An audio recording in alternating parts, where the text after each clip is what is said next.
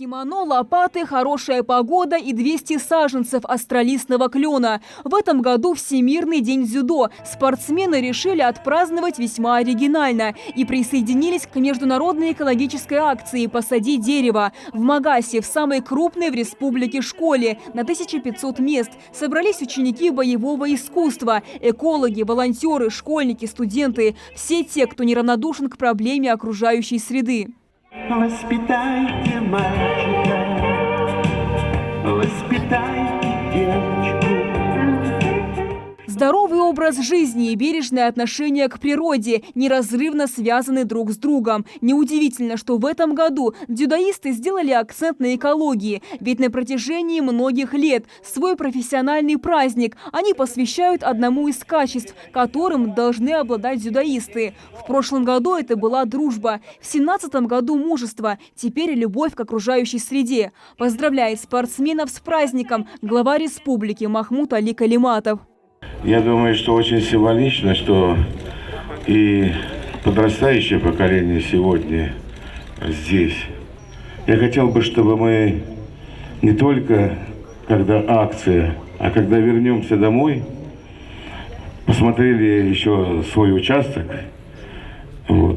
и посадили еще сегодня и дома деревья. Ну а теперь пора приступить к работе. Махмуд Али Калиматов одним из первых берется за лопату. На помощь поспевают юные спортсмены, которые также хотят внести свой вклад в озеленение столицы. Хафиза Зурабова сегодня единственная девочка-дзюдоист, но в своем трудолюбии она не уступает ни своим ровесникам, ни активистам постарше. А все результат воспитания школы японского боевого искусства. Если ухаживать за ними на целый день, они вырастут и станут большими. И надо за ними полить. Да, мне очень понравилось посадить дерево. Это в моей жизни первое дерево, которое я посадил. Не только дети с большим удовольствием принимают участие в акции, но и взрослые. Директор спортивного клуба «Чингис» Джабраил Барахоев отметил, что дзюдо – один из самых популярных и перспективных видов спорта в Ингушетии.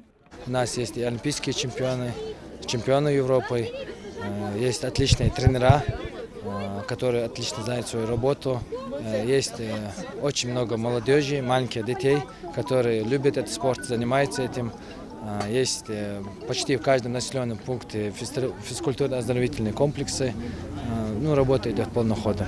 Конечно, это вообще очень большой отпечаток откладывает у самих детей непосредственно. Мы им прививаем, во-первых, заботу к экологии, к деревьям. Для начинающих дзюдоистов или тех, кто пока только мечтает стать частью этой спортивной семьи, подобная акция – шанс ближе познакомиться с профессиональными спортсменами.